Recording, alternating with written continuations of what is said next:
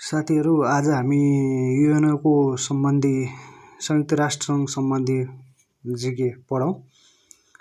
UNO भनेको United nation organisation भन्ने छ हैन, संयुक्त राष्ट्रसँग भनिएको छ।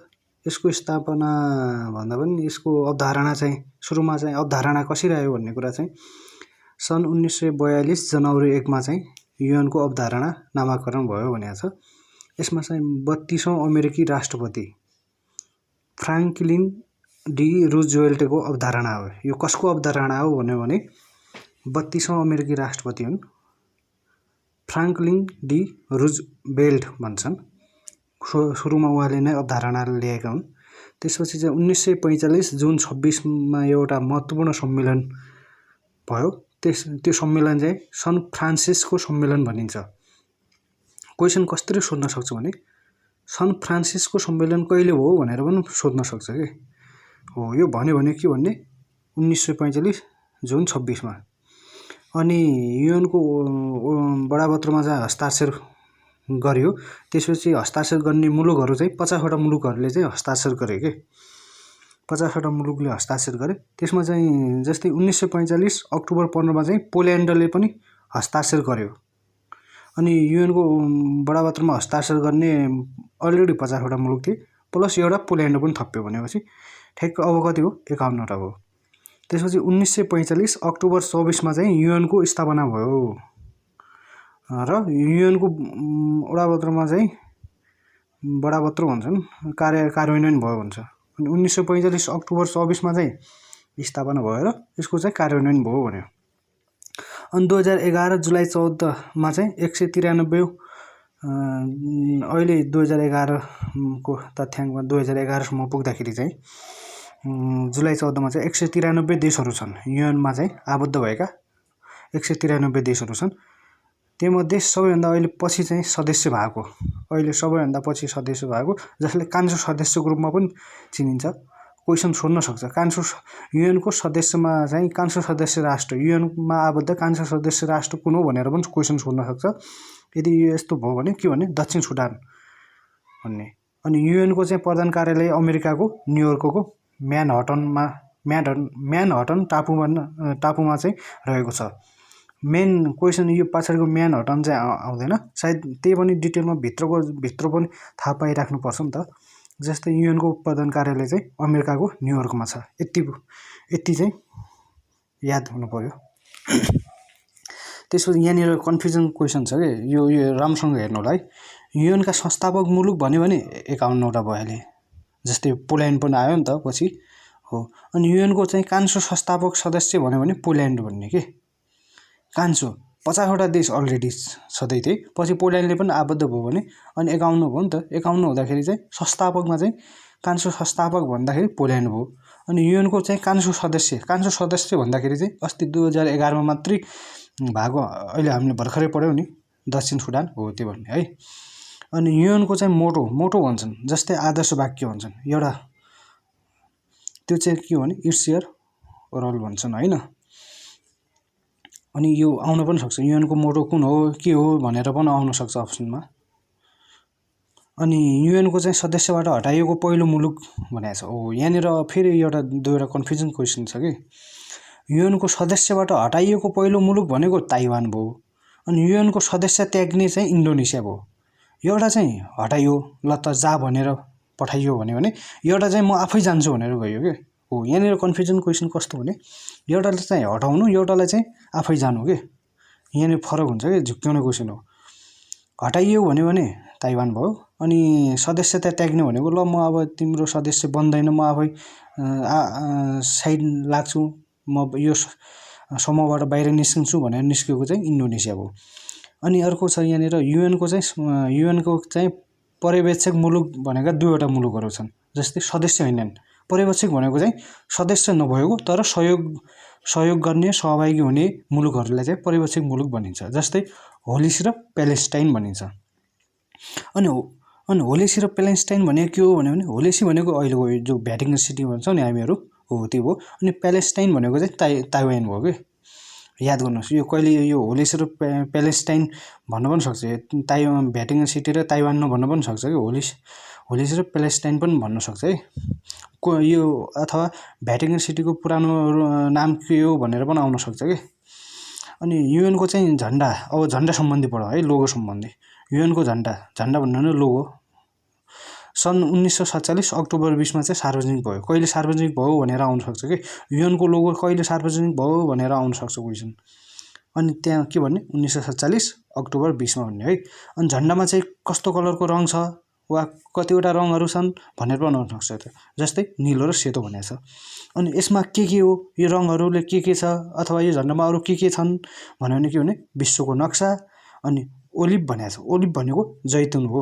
जैतुनको दुईवटा हाँगाहरू छन् यो झन्डामा चाहिँ, साइडबाट हुन्छ नि जैतुनको दुई हाँगाले के जनाउँछ भने शान्ति कायम गर्ने मिनिङ जनाउँछ कि यसले चाहिँ, बुझ्नुभयो। अनि युएनको चाहिँ भाषा हो। अब युएन एउटा अफिस स्थापना भइसक्यो, एउटा समूह संस्था स्थापना भइसक्यो।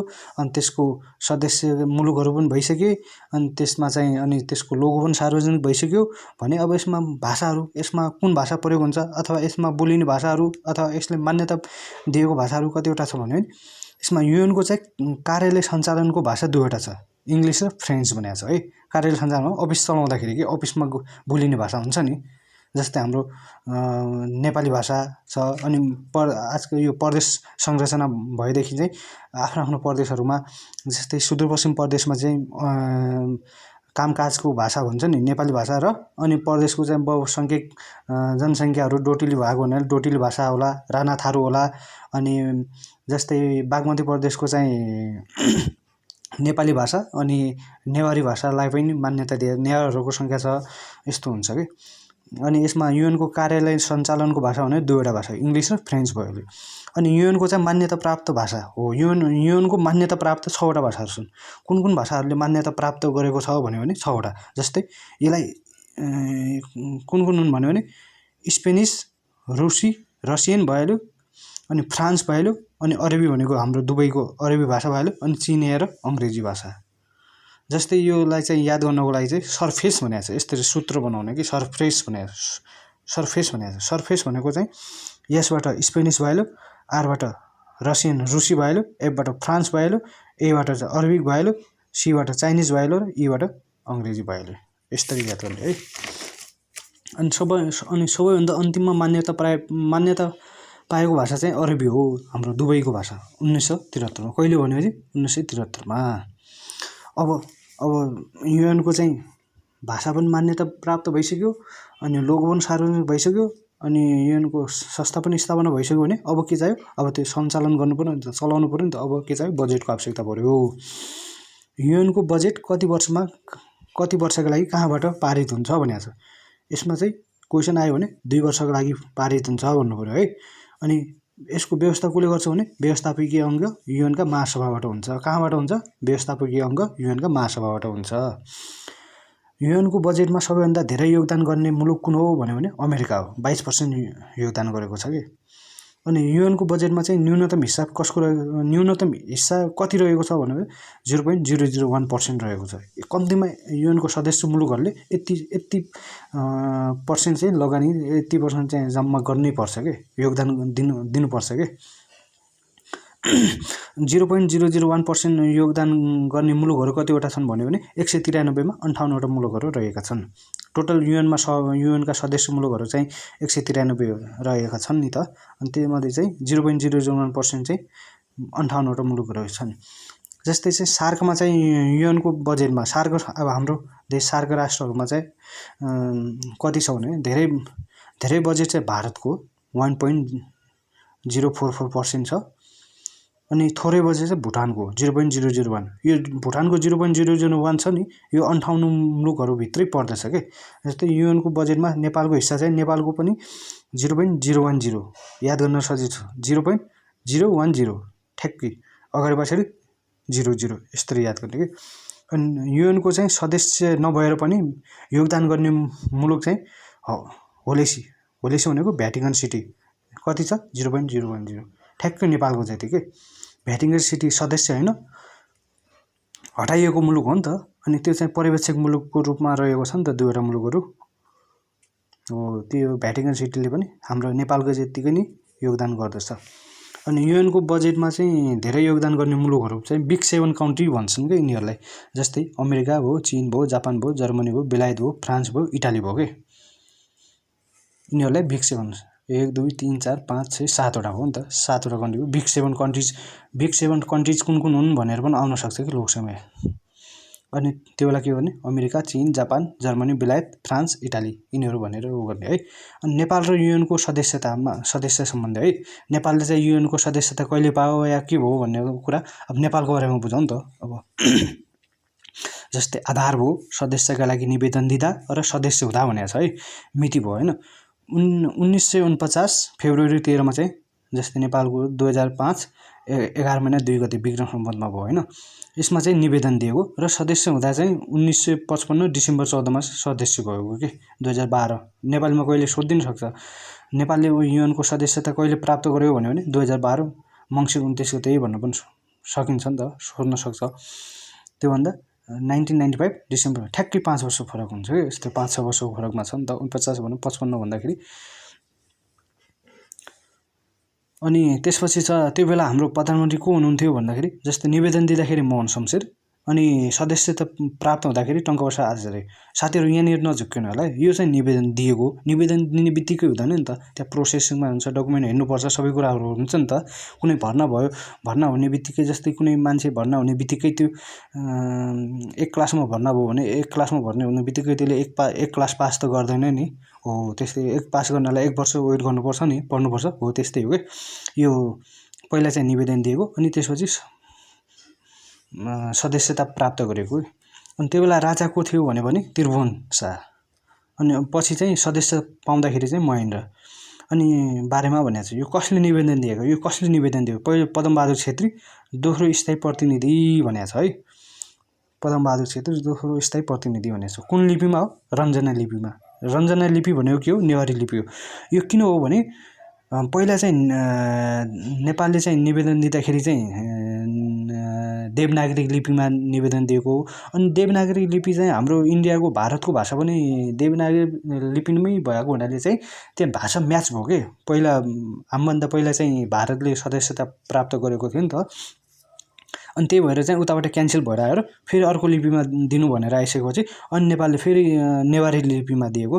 अहिले इक्जाममा यो क्वेसन यसरी पनि सोध्न सक्छ, रञ्जना लिपि भनेको कुन लिपिलाई चिनिन्छ भने पनि सोध्न सक्छ के भन्ने नेवारी हो। जस्तै युएनको सदस्य त 72औं भइहाल्यो। अनि के मार्फत भनेको छ, युएनको सदस्य बन्यो प्याकेज डिल मार्फत। प्याकेज डिल भनेको के हो, अब यो क्वेसन पनि आउन सक्छ है। प्याकेज डिल भनेको के हो, प्याकेज डिल भनेको चाहिँ 1955 डिसेम्बर 14 सार्कको नेपाल र श्रीलङ्का, आसियानका चाहिँ लाओस र कम्बोडिया सहित 16 मुलुकहरूले एकैपटक युएनको सदस्यता बनेका, युएनको सदस्य बनेको भएर यसलाई प्याकेज डिल भन्छन्। 16वटा मुलुकहरू सँगै निवेदन दिएर सँगै सदस्यता प्राप्त गरेको हुँदाखेरि चाहिँ यसलाई चाहिँ प्याकेज डिल भन्छन्।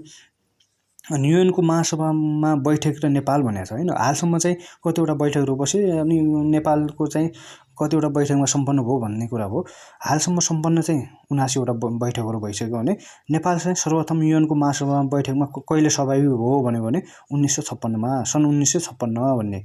अनि कति बैठक हो भने 11औं बैठक हो। 1956मा 11औं बैठक हो। 1955मा चाहिँ सदस्य प्राप्त गर्यो। 1949मा चाहिँ निवेदन दिएर 55मा चाहिँ प्राप्त गर्यो नि त। त्यसपछि चाहिँ अनि 56मा चाहिँ 11औं बैठक, 56मा चाहिँ 11औं बैठक थियो। त्यो बैठकमा चाहिँ नेपाल पनि सहभागी भयो। को सहभागी भयो भने नेपालबाट चाहिँ चुडाप्रसाद शर्मा भन्ने चाहिँ सहभागी हुनुभयो। त्यसपछि नेपालको तर्फबाट चाहिँ युएनको महासभामा चाहिँ सहभागी हुने प्रधानमन्त्री को हुन् त भने पहिलो प्रधानमन्त्री को हुन् भने बिपी कोइराला हुन् भने कतिौं बैठकमा भने 15औं महासभामा चाहिँ सहभागी भएका हुन्। अनि राजा चाहिँ कहिले सहभागी भए, राजा पनि सहभागी भएको थिए भने महेन्द्र शाह भयो। कहिले भने 16औं महासभामा भएका थिए। अनि अस्ति मात्रै केपी शर्मा ओली अमेरिका जानुभएको थियो नि हो। त्यो बेला एउटा गैडाज अनि डाफेज भन्ने एउटा भाइरल भएको थियो नि हो। यो युएनको महासभामा जाँदाखेरिको गरेको भाषणबाट चाहिँ भाइरल भएको क्लिपहरू हो कि। जस्तै 79औं महासभामा चाहिँ बैठकमा सहभागी हुन गएको। अनि केपी शर्मा ओली कहिले गएको, 81 साल असोज 4 गते अमेरिकामा गएको। कति दिनको, 10 दिनको भ्रमणमा गएको। अनि कहिले फर्किनु भयो भने 81 असोज 14 गते स्वदेश फिर्ता भयो। अनि सम्बोधन चाहिँ 81 असोज 10 गते सम्बोधन गरेका। त्यसपछि अर्को बुझ्नुपर्ने कुरा के छ भने युएनको नेपालको तर्फबाट प्रतिनिधि हालसम्म 15 जना प्रतिनिधि छन् भने पहिलो चाहिँ ऋषिकेश शाह नेपालबाट हालसम्म 15 जना प्रतिनिधि गइसके भने पहिलो चाहिँ ऋषिकेश शाह सन् कति 1959 मा। अहिलेको 15 को भने हालको 15 को भने लोकबहादुर थापा कहिले हुन् भने 2080 3 महिना 28 गते। अनि अर्को छ हाम्रो युएनको शान्ति सेना परिचालन र नेपाल भनेको छ। अब युएन जस्तै हाम्रो मिसन गयो हाम्रो दाजुभाइहरू आर्मी भएको दाजुभाइहरू मिसन छ भन्छन् नि, 1 वर्षको, पहिला 6 महिना थियो अहिले 1 वर्ष छ मिसन गयो भन्छन् नि, हो त्यो मिसन सम्बन्धी कस्तो भने युएनको चाहिँ शान्ति सेना परिचालन र नेपाल भने जस्तै नेपालको स्थान चाहिँ पहिलो, मिसन जानेमा चाहिँ विश्वमा चाहिँ 193 मुलुकहरूमध्ये चाहिँ नेपाल चाहिँ पहिलो स्थानमा आउँछ मिसन जानेमा। जस्तै 5865 सैनिक सहित 6247 सुरक्षाकर्मी र 15वटा शान्ति अभियानमा खटाइएको, यति सैनिक यति सुरक्षाकर्मीलाई चाहिँ यति शान्ति क्षेत्रमा चाहिँ खटाइएको भनेको छ। मिसन जान्छन् नि, हो यतिहरू जान्छन्, यस्तो खटाउँछन् यो काममा भन्ने कुरा हो। नेपाल युएनको शान्ति सेना परिचालन सुरु चाहिँ 1958 देखि। नेपाललाई कहिलेदेखि लगेको भने 1958 देखि। कुन देश हो सुरुमा भने लेबनान हो। साथीहरू यस्तरी बुझ्नु।